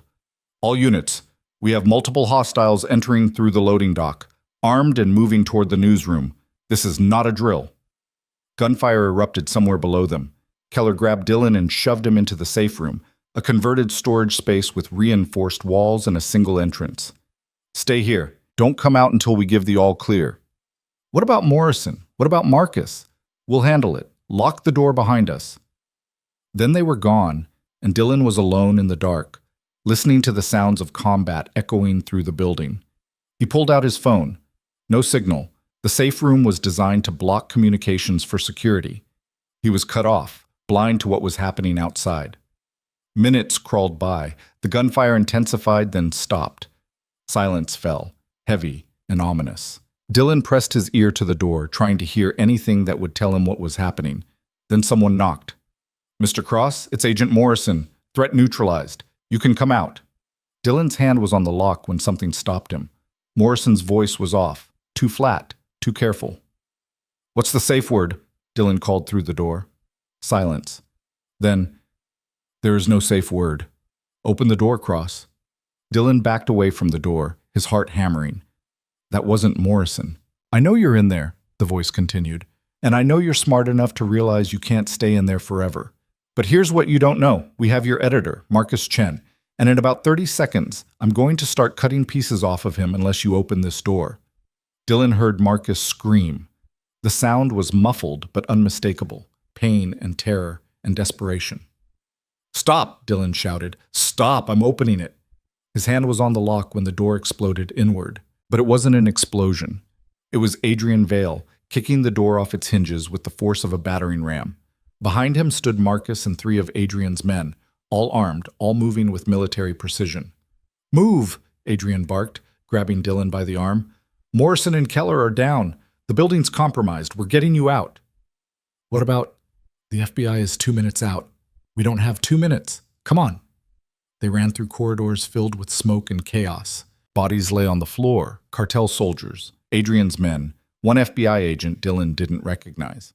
The newsroom was a war zone. Computers shattered, windows blown out, blood everywhere. They reached the stairwell and descended at a sprint. Behind them, Dylan heard shouting, more gunfire, the building coming apart at the seams. They burst out into the loading dock where a black SUV was waiting, engine running. Adrian shoved Dylan into the back seat, Marcus climbing in beside him, and they peeled out into the night just as more gunfire erupted behind them. What the hell happened? Dylan gasped, trying to catch his breath. They breached the building during the shift change, Adrian said from the front seat. 8 men, all professionals. They disabled the FBI's security, took out the agents, and went straight for you. If I hadn't been monitoring the situation, you saved our lives. I protected my investment. You're no good to me dead. But there was something in Adrian's voice that suggested it was more than that, something almost human. They drove through the rain-slicked streets, taking random turns, doubling back, making sure they weren't followed. Finally, they pulled into an underground garage beneath one of Adrian's properties. You'll stay here until the FBI secures the situation, Adrian said as they climbed out. It's safe. No one knows about this location except my inner circle. Marcus looked like he'd aged 10 years in the past hour. How many dead? 4 FBI agents, 6 cartel soldiers, 3 of my people. Adrian's face was carved from stone. And this isn't over. That was just the first wave. They're sending a message. They can reach anyone, anywhere, anytime. Then what do we do? Dylan asked. We send a message back, but not tonight. Tonight you rest. Tomorrow we plan. Adrian led them to a suite of rooms on the upper floor, clean, comfortable, secure. Guards were posted at every entrance. Get some sleep, Adrian said. We'll talk in the morning. But sleep was impossible. Dylan lay on the bed, staring at the ceiling, replaying the attack in his mind. The dead agents, Marcus's scream, the feeling of absolute helplessness as violence erupted around him. He'd thought covering the story was enough, thought that documenting the truth would lead to justice. But justice was messy and bloody and required people like Adrian to enforce it when the law couldn't reach. Around 4 a.m., Dylan gave up on sleep and went looking for Adrian. He found him in an office, surrounded by monitors showing security feeds from across the city, a map of Grayport spread across the desk. "Can't sleep either," Adrian said without looking up. "Every time I close my eyes, I see those agents, dead because I pushed this story. They died doing their jobs. Same as my people. Same as anyone who fights this war. You can't carry that weight, Dylan. It'll crush you. How do you do it? How do you live with all the death?" Adrian finally looked at him, and for the first time, Dylan saw something vulnerable in those cold eyes. "I don't. I just keep moving forward because stopping means thinking about it. And thinking about it means remembering that I'm responsible for every body I've left behind. So I don't stop. I just keep fighting. Is that what this is? A war? It's always been a war. The only difference is that now you're fighting it instead of just reporting on it." Dylan sat down across from Adrian. "I need to know something. When you killed Vargas, did you do it for justice or for revenge?" Adrian poured 2 glasses of whiskey, slid one to Dylan. "Both, and neither. I did it because he needed to die. Because as long as he was alive, women would keep disappearing. Money would keep flowing. Evil would keep winning, so I removed him. Simple as that." "Nothing about this is simple." "No, but it's necessary. That's all that matters." They sat in silence, drinking whiskey, 2 men on opposite sides of a line that no longer existed. "The FBI will want to debrief you," Adrian said eventually. "They'll ask how you survived the attack.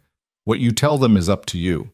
But Dylan, if you mention my involvement again, if you put my people in their crosshairs, our arrangement is over, and you'll be on your own." "I understand." "Do you?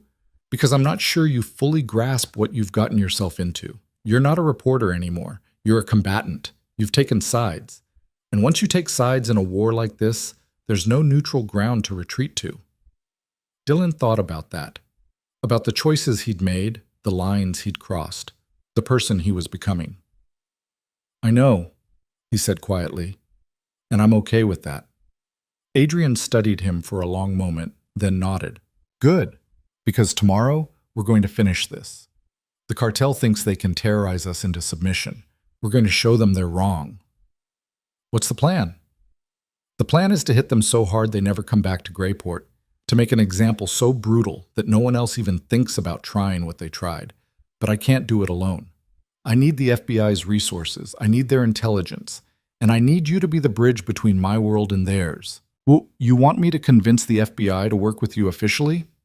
"I want you to convince them that the only way to win this war is to use every weapon available, including me." Dylan knew what he was being asked.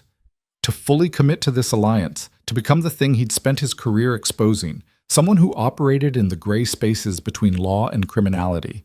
But he thought about the 17 women, about Morrison and Keller and the other agents who'd died protecting him, about all the future victims if the cartel wasn't stopped. "I'll do it," he said. Adrian raised his glass. "Then here's to crossing lines we never thought we'd cross." They drank to that, and as the whiskey burned down his throat, Dylan felt the last vestiges of his old life falling away. He wasn't the idealistic reporter who'd started this investigation anymore. He was something new, something harder, something necessary. And tomorrow, he'd prove it. The explosion came first, not from Adrian's team or the FBI, but from inside the warehouse itself. A percussion grenade that turned the loading dock into a fireball, metal shrieking as the rolling door peeled back like a tin can.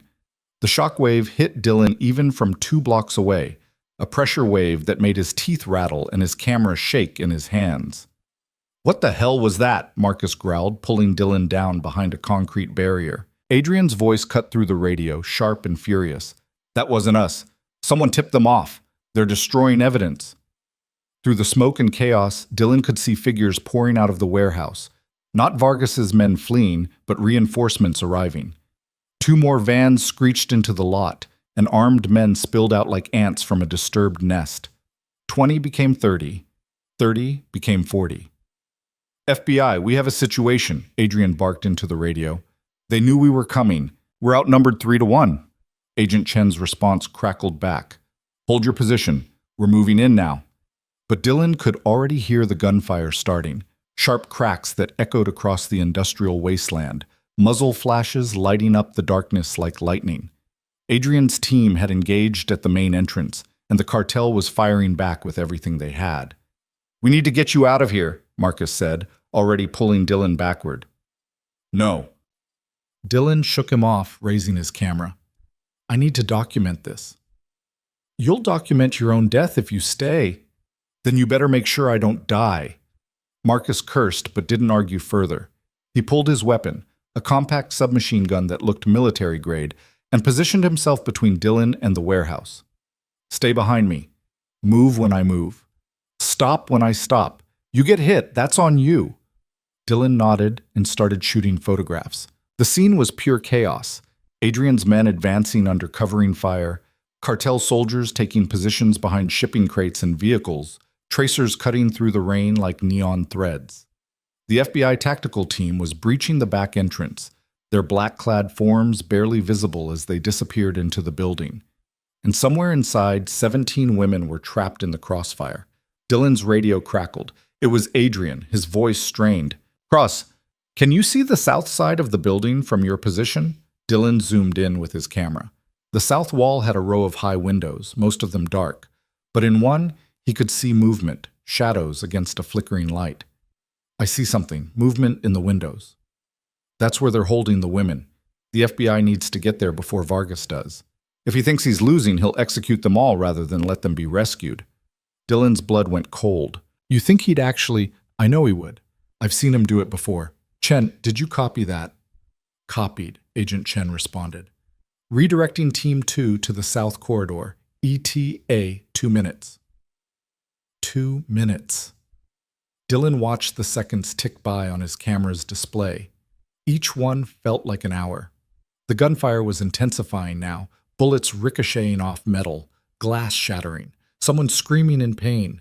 Through his lens, he saw one of Adrian's men go down, clutching his leg. 2 others dragged him to cover. How many casualties? Adrian's voice was ice.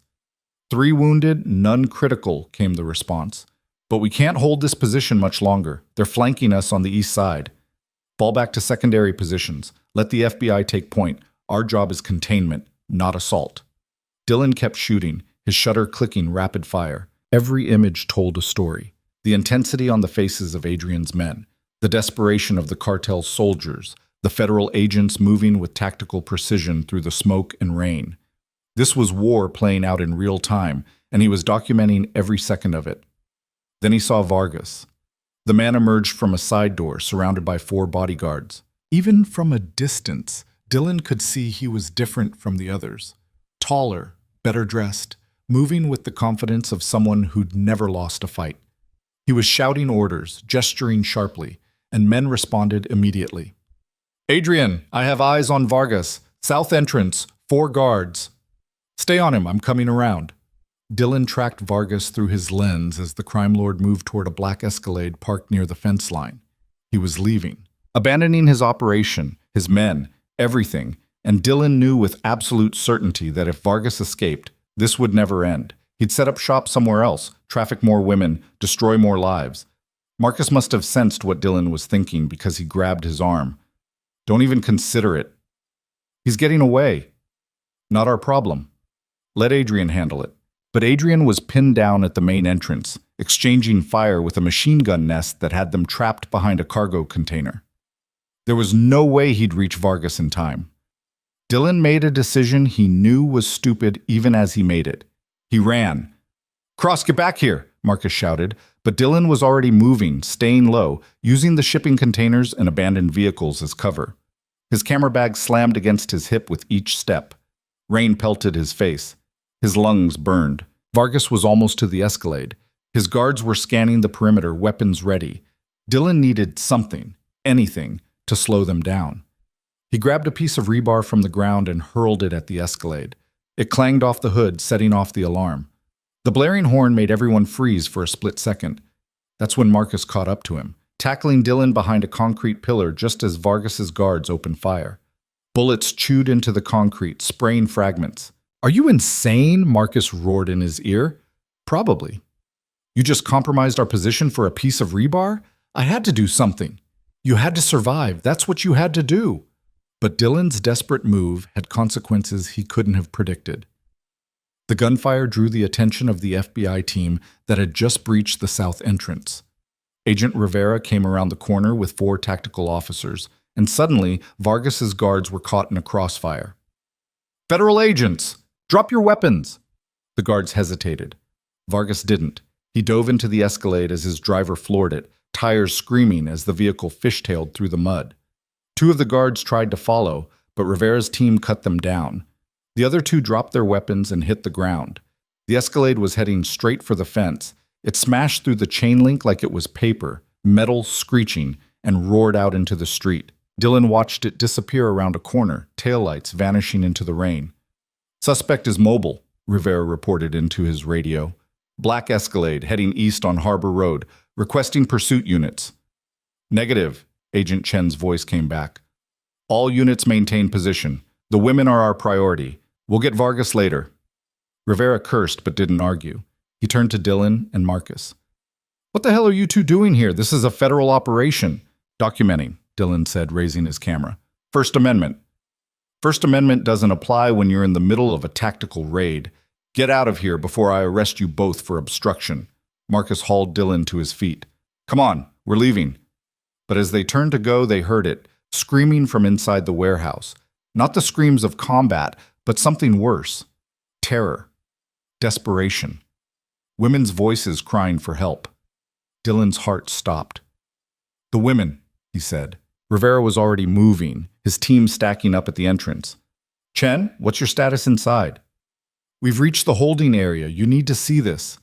Rivera disappeared through the door. Dylan looked at Marcus. "Don't," Marcus warned. "I have to. You'll get us both killed." "Then stay here." Dylan followed Rivera inside before Marcus could stop him.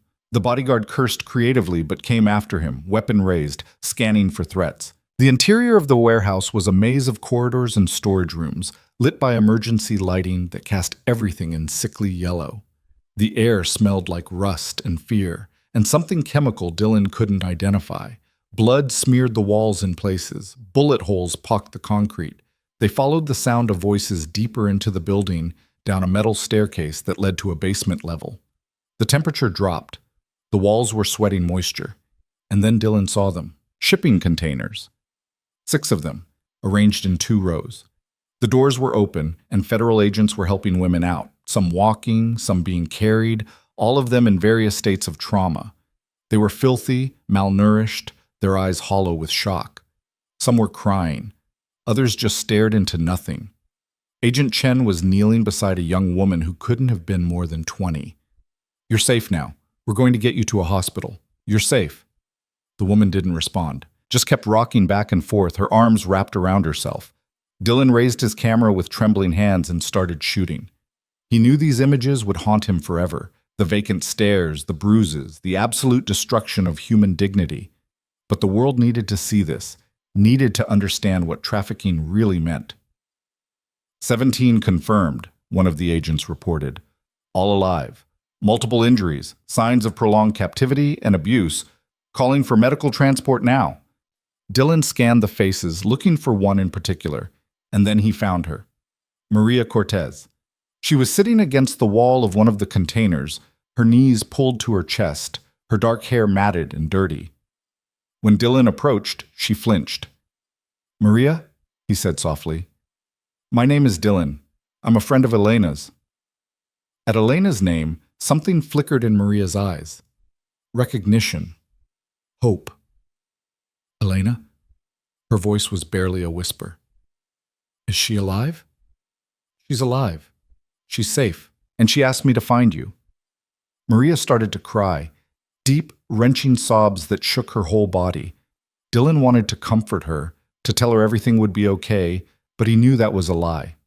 Nothing about this was okay. Nothing would ever be the same for these women. An EMT arrived with a blanket, wrapping it around Maria's shoulders. "Come on, honey. Let's get you out of here. As Maria was led away, she looked back at Dylan. Thank you, she mouthed. He nodded, unable to speak past the lump in his throat. Marcus put a hand on his shoulder. We need to go, now. Dylan let himself be guided back up the stairs, through the corridors, out into the rain. The shooting had stopped. The warehouse was secure. Bodies lay covered with tarps. 6 cartel soldiers, Adrian had said over the radio, and 2 of his own men. The cost of this rescue. FBI vehicles were arriving now, along with ambulances and police cars. The area was becoming a circus of flashing lights and official voices and the organized chaos of a major crime scene. Dylan stood in the rain, watching as the 17 women were loaded into ambulances. Some were conscious, others had been sedated. All of them were being treated with a gentleness that seemed impossible after what they'd endured. Agent Chen approached him, her face grim but satisfied. We got them. All of them. That's because of you, Mr. Cross. What you did bringing this to us, you saved their lives. Vargas escaped. He did. But we'll find him. We have his operation, his records, his people. He can run, but he can't hide. Not from the federal government.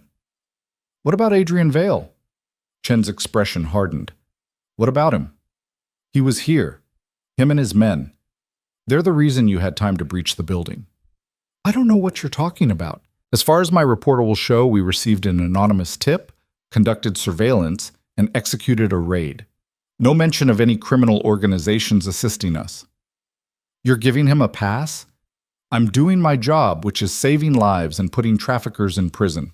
What I don't see, I don't report. You understand? Dylan understood. It was a deal with the devil, justice bought with blood money and criminal assistance. But 17 women were alive because of it. I understand, Chen nodded. Go home, Mr. Cross. Get some rest. Write your story. And when you do, remember that what happened here tonight was a federal operation. Leave the rest out of it. She walked away before he could respond. Marcus led Dylan back to one of Adrian's SUVs. The crime lord himself was leaning against it, smoking a cigarette, watching the organized chaos with an expression that might have been satisfaction. We won, Adrian said when Dylan approached. Did we? Vargas escaped. 2 of your men are dead. The women are traumatized beyond repair. That doesn't feel like winning. 17 women who would have been sold, raped, and killed are alive and free. If that's not winning, I don't know what is. Dylan wanted to argue, but he couldn't, because Adrian was right. This was the best outcome they could have hoped for in a situation with no good options. What happens now? Dylan asked. Now I find Vargas, and when I do, I make sure he never hurts anyone again. The FBI will find him first. Adrian smiled that cold, humorless smile. We'll see. He crushed out his cigarette and climbed into the SUV. Come on, I'll take you home. They drove through the rain-soaked streets in silence. Dylan stared out the window, watching the city slide past. The same buildings, the same people, the same gray existence. But everything had changed. He'd crossed lines tonight that couldn't be uncrossed, seen things that couldn't be unseen. When they reached his apartment, Adrian spoke for the first time since leaving the warehouse. What you did tonight, running at Vargas with nothing but a piece of rebar, that was either the bravest or stupidest thing I've ever seen. Probably stupid. Definitely stupid. But effective. You slowed him down just enough for the FBI to engage. Saved lives with that idiot move. I didn't think. I just acted. That's what heroes do. They don't think. They just act. Adrian turned to look at him. You're not a reporter anymore, Cross. You're something else now. Question is, what are you going to do about it? Dylan didn't have an answer for that. He climbed out of the SUV and watched it drive away, taillights disappearing into the rain. Upstairs in his apartment, he stripped off his wet clothes and stood in the shower until the hot water ran out. But no amount of washing could remove the feeling of what he'd witnessed. The weight of those women's trauma sat on his chest like a stone. He wrapped himself in a towel and sat at his laptop. His hands hovered over the keyboard. This was the moment, the story that would define his career, the one that would win awards, open doors, make his name. But it was also more than that. It was testimony, evidence, a record that what happened to those 17 women mattered. He started writing. The words came slowly at first, then faster. He wrote about the pattern of disappearances, about Elena's testimony, about the warehouse and the rescue. He wrote about the women's faces, the trauma in their eyes, the way they'd been reduced to cargo. He didn't mention Adrian, didn't mention the criminal assistants or the deals made in shadows, just as Agent Chen had requested. But he told the truth about everything else. By the time he finished, the sun was rising. His first draft was 8,000 words. Too long for a newspaper article, but he didn't care. This story needed space to breathe, needed every detail documented. He sent it to Marcus with a simple message. Here it is, the truth. Then he collapsed into bed and slept for 12 hours straight. When he woke, his phone was exploding with messages. The story had gone live, not just in the Greyport Herald, but picked up by national outlets. The Associated Press, Reuters, CNN. His inbox was flooded with interview requests, award nominations, other journalists wanting to know how he'd broken the story. But the message that mattered most was from a number he didn't recognize. Thank you for keeping your promise. Maria is safe. She's getting treatment. She has a chance now because of you. Elena. Dylan stared at that message for a long time. 17 women had a chance now, a chance to heal, to rebuild, to reclaim their stolen lives. That was worth every risk, worth every compromise, worth crossing every line. His phone rang. Marcus. You need to come to the office. Now. What's wrong? Nothing's wrong. Everything's right. The story's everywhere, Dylan. Everyone wants to talk to you, but that's not why I'm calling. Then why? Because we just got word. They found Vargas. Dylan's heart stopped. Where? Safe house in Bellingham. FBI raided it an hour ago. But here's the thing. Vargas was already dead when they got there. Single gunshot to the head. Execution style. Dylan closed his eyes. He knew exactly who'd gotten to Vargas first. Do they know who did it? He asked, already knowing the answer. No witnesses, no evidence. Just another dead criminal. The FBI's calling it cartel infighting. Case closed. Right. Cartel infighting. Dylan, listen to me carefully. Whatever you think happened, whatever you think you know, let it go. The story's over. The women are safe. Vargas is dead. That's justice, even if it's not the justice we're supposed to want. I know. Good. Now get down here. We have work to do. Dylan hung up and stared at his reflection in the bathroom mirror. He looked older, harder, like someone who'd seen too much and couldn't forget it. Marcus was right. The story was over. But Dylan knew the truth. Knew that justice had come not from badges and courts, but from a man who operated outside the law. A man who'd kept his word and made sure Vargas would never hurt anyone again. It should have bothered him, should have made him question everything he believed about right and wrong. But it didn't, because 17 women were alive, and Vargas was dead. Sometimes, Dylan was learning, the world didn't deal in clean answers. Sometimes justice was messy and complicated and bought with the help of people you were supposed to oppose. Sometimes you had to choose between principles and people, and Dylan had made his choice.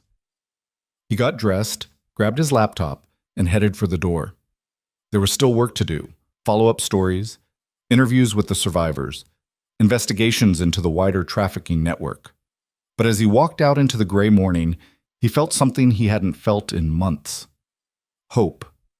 Not the naive kind that believed everything would work out perfectly, but the hard-earned kind that came from knowing you'd fought for something that mattered and actually won. The rain had stopped, the clouds were breaking apart, and somewhere in the city, 17 women were beginning the long journey back to life. That was enough. That had to be enough. The Herald's newsroom erupted in applause when Dylan walked through the door. Colleagues he barely knew were shaking his hand, clapping him on the back, shouting congratulations. Someone had taped printouts of the national headlines to the walls. CNN, the New York Times, Washington Post, all running his story with his byline. There he is, Marcus shouted from his office doorway. The man who just put Greyport on the map for something other than rain and corruption. Dylan felt the weight of all those eyes on him, the expectation and admiration, and it made his skin crawl. They were celebrating him like a hero, but all he could think about was Maria's hollow stare and the bodies under those tarps at the warehouse. Marcus pulled him into the office and shut the door, muffling the noise outside. Sit, Marcus said, pouring 2 glasses of whiskey even though it was barely 10 in the morning. You look like you need this. Dylan sat but didn't touch the glass. You said they found Vargas. Shot execution style in a safe house 90 miles north. FBI's official statement is that it was cartel retaliation for the botched trafficking operation. They're not investigating further because they know who really did it. Marcus took a long drink. What they know and what they can prove are two different things. And frankly, I don't think they want to prove anything. Vargas dead is cleaner than Vargas on trial, where he could name names, expose connections, make everyone look bad. This way, problem solved, file closed, everyone moves on. Except the women who have to live with what happened to them. Which is why your story matters. It gives them a voice. Make sure they're not just statistics. Marcus leaned forward. Speaking of which, I need you to write a follow-up, human interest piece. Where are they now? How are they recovering? What does life look like after rescue? I can't.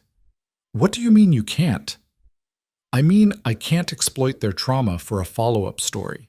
They've been through enough without me shoving a camera in their faces and asking them to relive it for readers.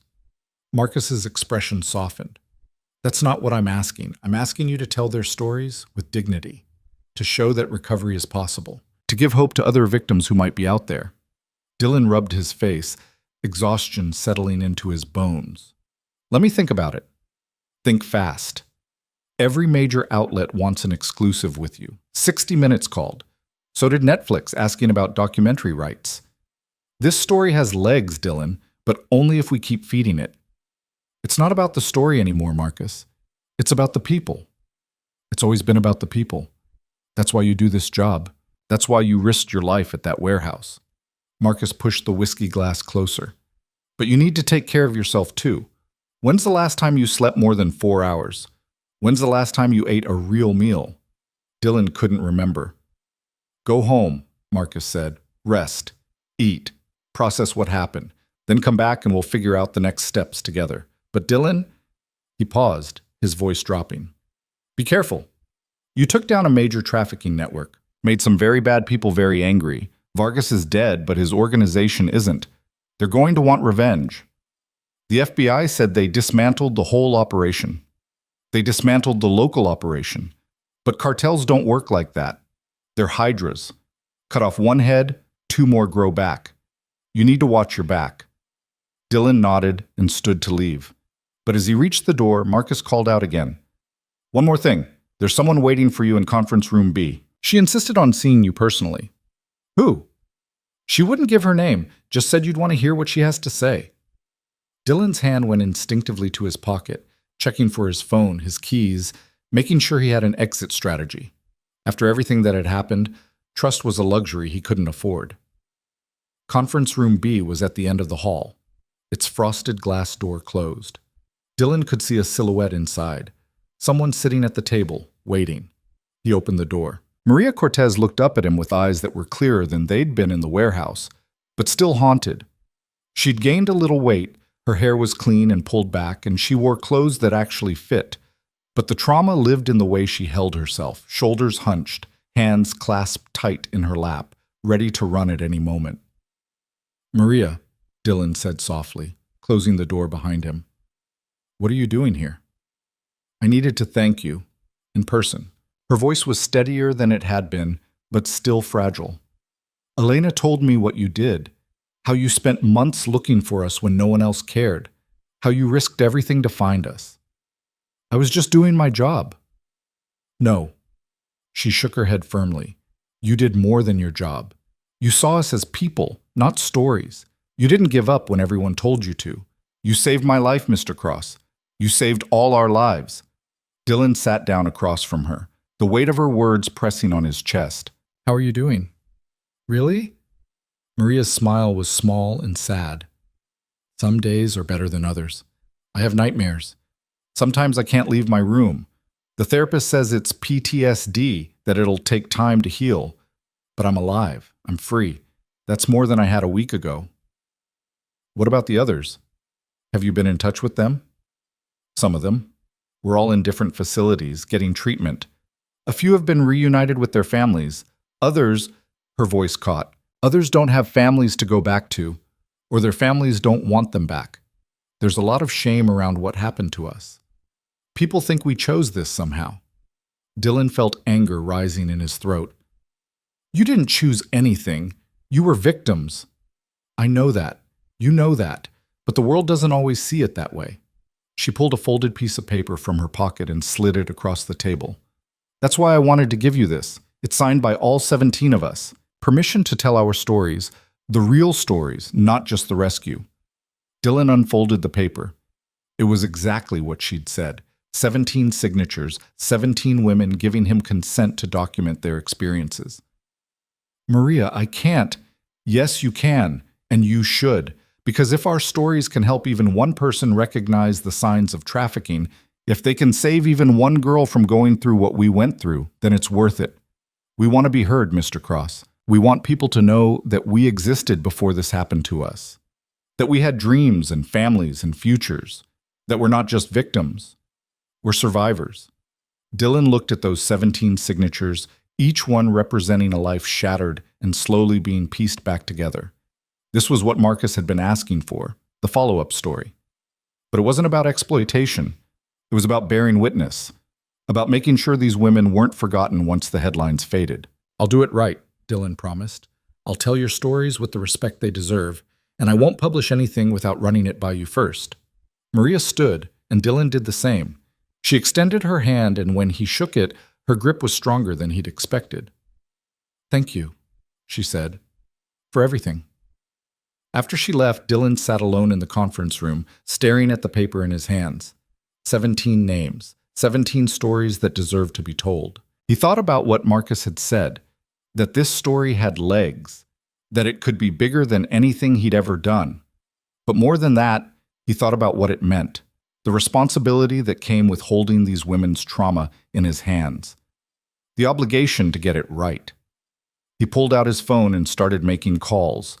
The next 2 weeks became a blur of interviews and research. Dylan met with each of the 17 women individually, always in settings they chose, always on their terms. Some wanted to talk in therapists' offices with counselors present. Others preferred coffee shops or parks, public places where they felt safe. Each story was different, but the pattern was the same.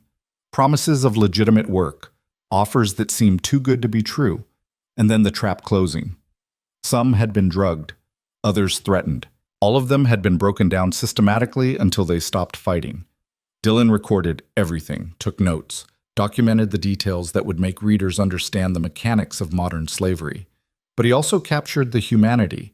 The little sister one woman had been saving money to visit, the nursing degree another had been working toward, the fiancé who was still waiting for a woman who might never fully come back to him. The hardest interview was with a 20-year-old named Sophie, who'd been held for 6 months before the rescue. She'd been so traumatized that she could barely speak for the first week after liberation. But when Dylan sat down with her, she looked him in the eye and said, I want people to know that I fought. Every single day I fought. Even when they broke my ribs and locked me in darkness, I never stopped being Sophie Chen. They took my body, but they didn't take my soul. Dylan had to excuse himself to the bathroom after that interview. He stood at the sink, gripping the porcelain, fighting back tears that wouldn't come. He'd seen too much, felt too much, and his body didn't know how to process it anymore. When he came back, Sophie was still there, waiting patiently. I'm sorry, Dylan said. I just needed a moment. Don't apologize. What we went through, it should make people feel something. If it doesn't, then we're not telling it right. Dylan nodded and continued the interview. While he was documenting the survivors' stories, the FBI was building its case against the wider trafficking network.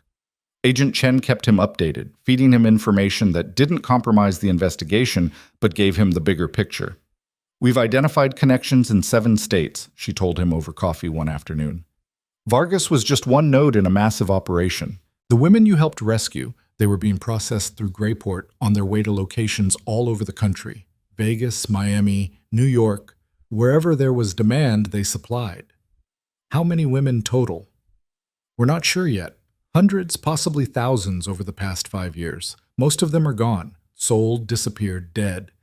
But your story is helping. We're getting tips from all over. People reporting suspicious activity, recognizing the patterns. You've made people aware this is happening in their own communities.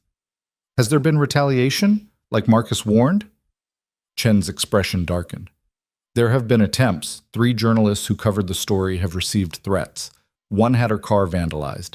Another got photos of his kids slipped under his door with a note that said, "We know where they go to school." We're taking it seriously, providing protection where we can. What about me? You're the primary target, the one who broke the story. We've had surveillance on your apartment since the raid. 2 unmarked units, rotating shifts. You haven't noticed? Dylan hadn't. He'd been too focused on the interviews, the writing, the endless documentation of trauma. Should I be worried? You should be careful. The local operation is crippled, but there are still people out there who want you dead. People who think that if they silence you, the story dies with you. The story's already out. Killing me won't change that. You're thinking rationally. They're thinking emotionally. Revenge, retribution, making an example. Logic doesn't apply. Dylan absorbed that information, adding it to the growing list of things he couldn't afford to think about too hard, or he'd lose his mind. There's something else, Chen said, lowering her voice. Off the record. Okay? We know Adrian Vale was involved in the raid. We have witnesses who saw his people engaging with cartel soldiers. We have ballistics that match weapons registered to known associates of his organization. Dylan kept his expression neutral. And we're not pursuing it. Officially, because we can't prove direct involvement. Unofficially, because he helped save 17 lives and took out a major trafficking network. Sometimes the enemy of my enemy is just what you need to get the job done. You're giving him a pass. I'm acknowledging reality. Vale operates in Greyport. That's not changing. But after what happened, he's put the word out that trafficking is off limits in his territory. Anyone caught moving women gets dealt with, harshly. She paused. In a weird way, he's become one of our most effective deterrents. That doesn't make him a good person. No, it doesn't. But it makes him useful. And in this business, you take your wins where you can get them. Dylan thought about Adrian's cold eyes and colder smile. About the way he'd executed Vargas without hesitation or remorse. About the deal they'd made in shadows. Have you seen him? Dylan asked. Since the raid? No, have you? No. It was a lie, but a necessary one. Because the truth was that Adrian had reached out 3 days after Vargas's death. A simple text message from an unknown number. Pier 17, midnight, come alone. Dylan had gone, knowing it was stupid, knowing it was dangerous, but unable to resist the pull of unfinished business. Adrian had been waiting at the end of the pier, the ocean roaring beneath them, the city lights reflected in the dark water like fallen stars. I wanted to thank you, Adrian had said without preamble, for keeping your word, for not mentioning my involvement in your story. I made a deal. I keep my deals. So do I. Which is why I wanted you to know that Vargas suffered before he died. I made sure of that. Made sure he understood exactly why it was happening and who had sent me. Dylan had felt sick. I didn't need to know that. Yes, you did. Because you need to understand that the world isn't clean. Justice isn't clean. Sometimes it's bloody and brutal and administered by people like me in places the law can't reach. You can write your stories and believe in the system, but when the system fails, people like me are what's left. That doesn't make it right. No, but it makes it necessary. They'd stood in silence after that, 2 men on opposite sides of a line that had blurred beyond recognition. What happens now? Dylan had finally asked. Do we just pretend this never happened? We move forward. You write your stories. I run my city. And if our paths cross again, we'll deal with it then. But Dylan, Adrian had turned to look at him directly. You're marked now. The cartels know who you are, what you did. They'll come for you eventually. When they do, you have 2 choices, run or fight. If you choose to fight, you know how to reach me. Then he'd walked away, disappearing into the darkness like he'd never been there at all. Dylan hadn't told anyone about that meeting. Not Marcus, not Chen, not even himself most days. It existed in a compartment of his mind he tried not to open. But now, sitting across from Agent Chen, he realized that compartment was leaking. The choices he'd made, the lines he'd crossed, they were reshaping who he was, turning him into something he didn't quite recognize. You okay? Chen asked. You look like you just saw a ghost. Yeah, I'm fine, just tired. Get some rest. And Dylan, be careful. The story's not over just because Vargas is dead. There are still people out there who want to finish what he started. Dylan left the coffee shop and walked back to his apartment through streets that no longer felt safe. Every shadow could hide a threat. Every stranger could be an assassin. The paranoia was exhausting, but he couldn't shake it. When he finally finished the follow-up story, it was 15,000 words, a massive deep dive into the lives of the 17 survivors, the mechanics of modern trafficking, and the systemic failures that allowed it to flourish. Marcus had wanted to run it as a series, but Dylan insisted it be published in full. These women's stories deserve to be told completely, not chopped up into digestible pieces. The Herald published it on a Sunday, their biggest circulation day. By Monday morning, it had gone viral. Millions of views, thousands of shares. News outlets around the world were picking it up, translating it, running segments about the Greyport trafficking network and the women who survived it. The response was overwhelming. Donations flooded into support organizations. Legislators introduced new anti-trafficking bills. Law enforcement agencies announced task forces dedicated to identifying and dismantling similar operations. But more importantly, survivors started coming forward. Women who'd been trafficked years ago and never reported it. Women who'd escaped but lived in fear and silence. The story had given them permission to speak, to be heard, to demand justice. Dylan's inbox became a catalog of humanity at its worst and best. Death threats and hate mail mixed with thank you messages and stories of hope. He read every single one, even the ones that promised they'd kill him, and everyone he loved, because bearing witness meant seeing all of it. The good and the evil, the courage and the cruelty. 3 months after the raid, the Herald threw a reception honoring Dylan's work. Awards covered the wall. The Pulitzer Prize for Investigative Reporting, the George Polk Award, the Goldsmith Prize for Investigative Reporting. Everyone who mattered in journalism was there, shaking his hand, offering opportunities, trying to poach him for their own outlets. Dylan stood in the corner, nursing a drink he wasn't actually drinking, watching the celebration happen around him like he was observing it from behind glass. "You should be happier," Marcus said, appearing at his elbow. "This is everything you worked for. Recognition, respect, your pick of any job in the industry." "I know. But none of it brings back the 2 years those women lost. None of it erases what happened to them. I documented trauma and turned it into accolades. That feels wrong. You gave them a voice. You made people care. That's not wrong. That's essential." Marcus gripped his shoulder. "Stop punishing yourself for doing good work. Those women wanted their stories told. You honored that. Everything else, the awards, the recognition, that's just evidence that people are paying attention." Dylan nodded, but the hollow feeling remained. The reception was winding down when Dylan's phone buzzed. Unknown number. He almost ignored it, but something made him answer. Dylan Cross. "Mr. Cross, this is Dr. Patricia Alvarez from Mercy General. I'm calling about Elena Martinez. She asked me to contact you." Dylan's stomach dropped. "Is she okay?" "She's stable, but there's been an incident. 3 men tried to access her room tonight. Security stopped them, but Miss Martinez is very shaken. She's asking for you. She says you're the only one she trusts." "I'm on my way." Dylan left the reception without explanation, catching a cab to Mercy General. The hospital was on lockdown when he arrived. Security guards at every entrance, police officers in the hallways.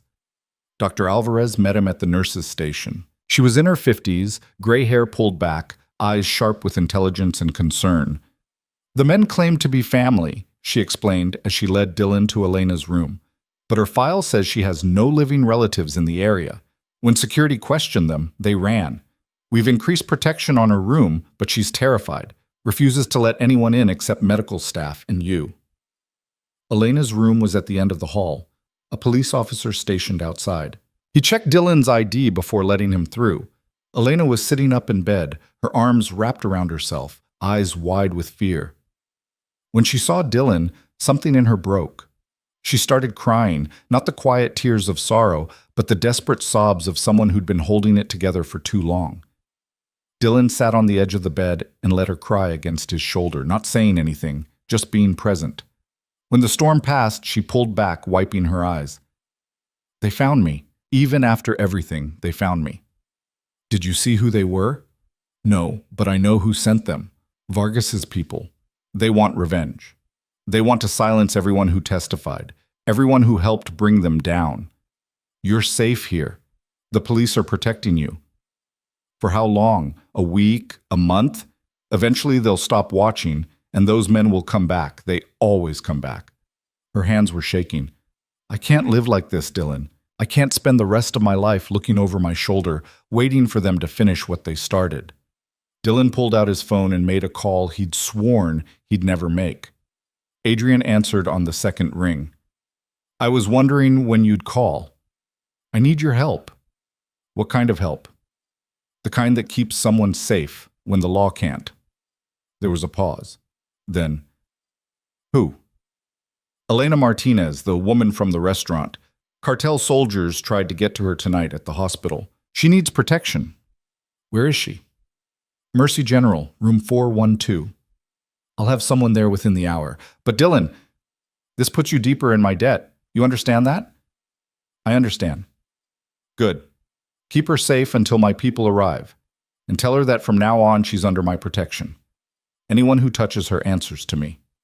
Dylan hung up and turned to Elena. Help is coming. Different kind of help than the police, but it'll keep you safe. What kind of help? The kind you don't ask questions about, the kind that operates outside the law.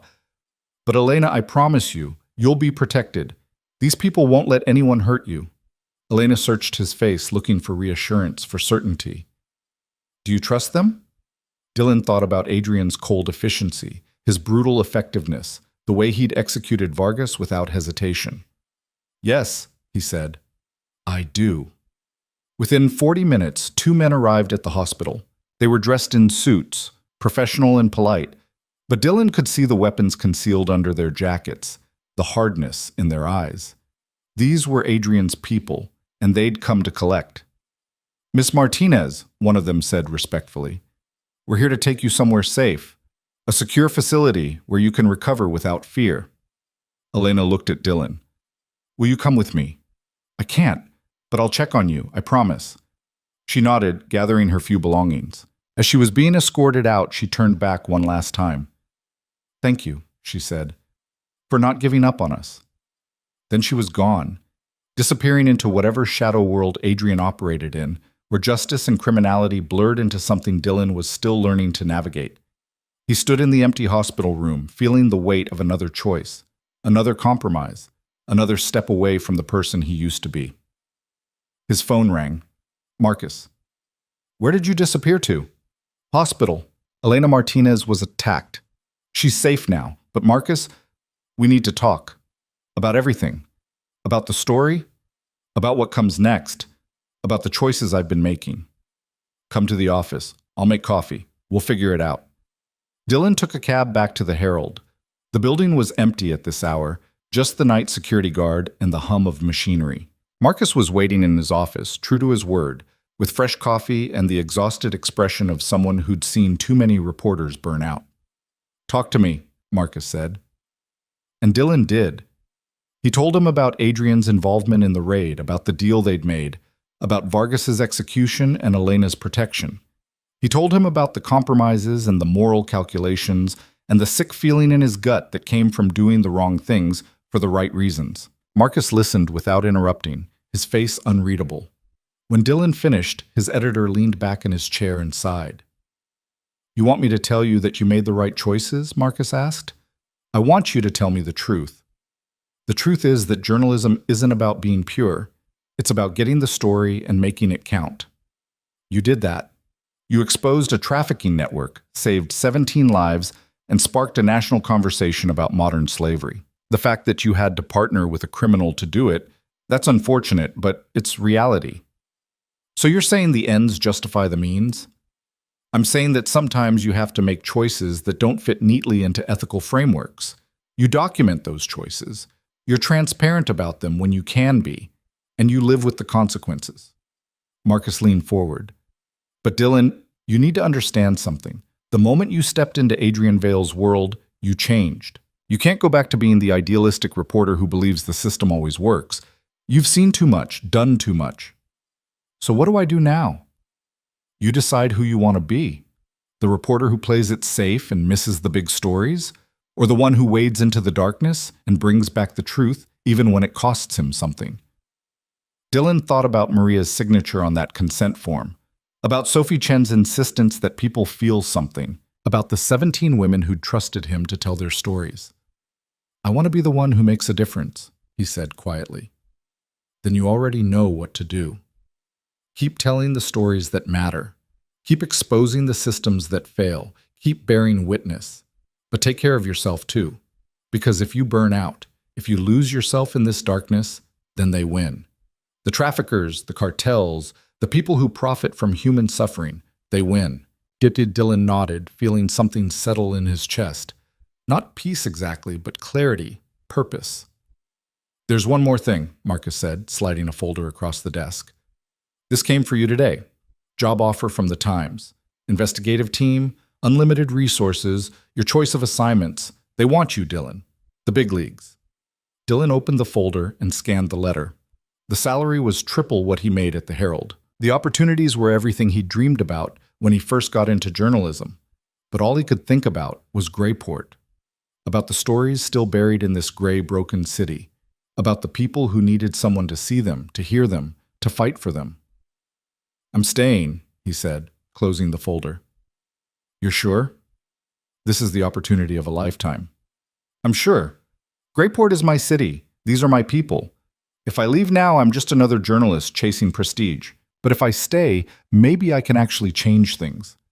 Marcus smiled, and it was the first genuine smile Dylan had seen from him in months. "You're either the bravest or stupidest person I've ever met. I'm starting to think those are the same thing." 6 months after the raid, Dylan attended a ceremony honoring the 17 survivors. It was held in a community center, nothing fancy, just a gathering of the women and their families and the people who'd helped them rebuild. Each woman received a certificate of survival and a scholarship fund to help them restart their lives. Some were pursuing education, others were getting job training. A few were still too fragile to think about the future. Maria Cortez gave a speech.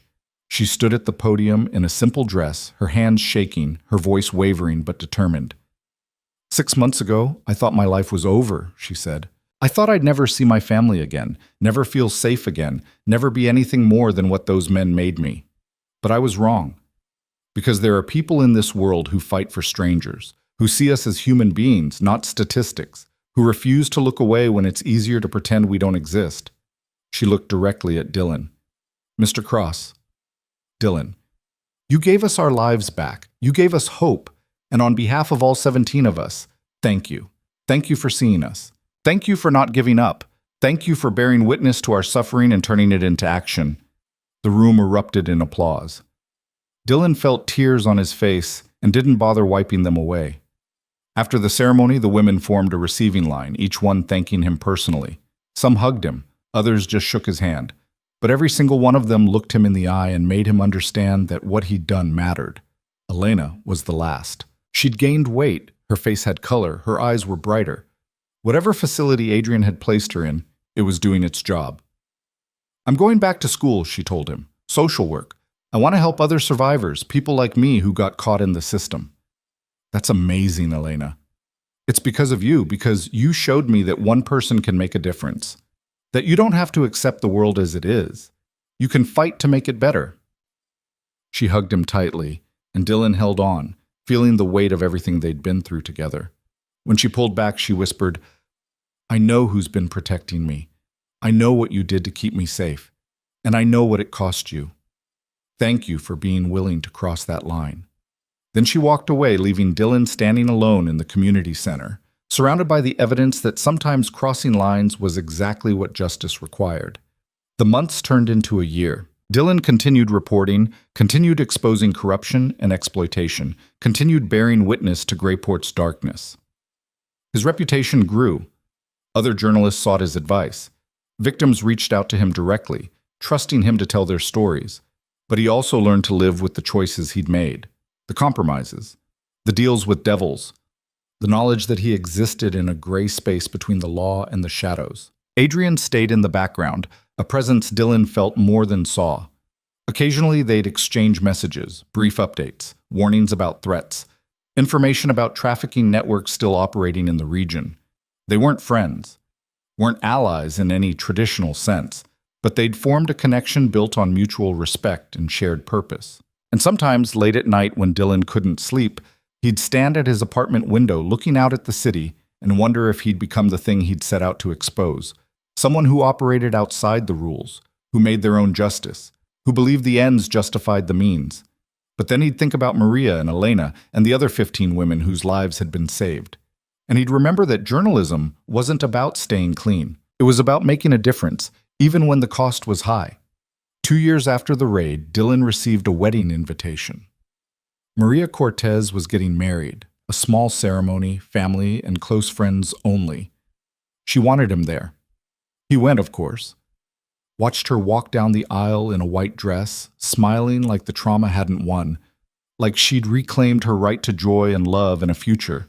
During the reception, she found him standing alone at the edge of the dance floor. "I wanted you to see this," she said. "Wanted you to know that we don't just survive. We live. We love. We build futures from the wreckage. I'm so happy for you, Maria. I wouldn't be here without you. None of us would." She took his hand. "Promise me something?" "Anything. Promise me you'll keep fighting, keep telling the stories that matter, keep being the person who doesn't look away." "I promise." She kissed his cheek and went back to her new husband, leaving Dylan with the understanding that this moment of witnessing joy reclaimed from horror was why everything else had been worth it. The story didn't end neatly. Trafficking networks continued to operate, though none in Grayport. Adrian had made sure of that. The FBI continued to investigate and prosecute. Survivors continued to heal, some successfully, others struggling with demons that might never fully release them. And Dylan continued to write, continued to document, continued to bear witness, because in the end, that was what mattered. Not the awards or the recognition or the moral purity of his methods, but the simple act of seeing people, hearing them, making sure their stories were told. He'd learned that justice wasn't clean or simple, that sometimes you had to make deals with devils to save angels, that the world was complicated and messy and full of impossible choices. But he'd also learned that one person could make a difference, that bearing witness mattered, that refusing to look away, even when it would be easier, even when it cost you something, that was what separated those who talked about change from those who actually created it. Dylan Cross had crossed lines he never thought he'd cross, had become someone he never thought he'd be, had partnered with criminals and compromised his principles and made choices that haunted him. But 17 women were alive because of it. 17 women who'd been given a second chance at life, at freedom, at futures that had nearly been stolen from them. And as Dylan stood at his apartment window watching the rain fall on Grayport, he understood that this was his truth now. This was who he'd become. Not a hero, not a villain, just someone who'd seen the darkness and decided to fight back, whatever the cost. And tomorrow, he'd do it again, because that's what bearing witness meant. Showing up, day after day, story after story, life after life, making sure that the voiceless were heard, that the invisible were seen, that the forgotten were remembered. That was the story Dylan Cross would spend the rest of his life telling. And it was enough.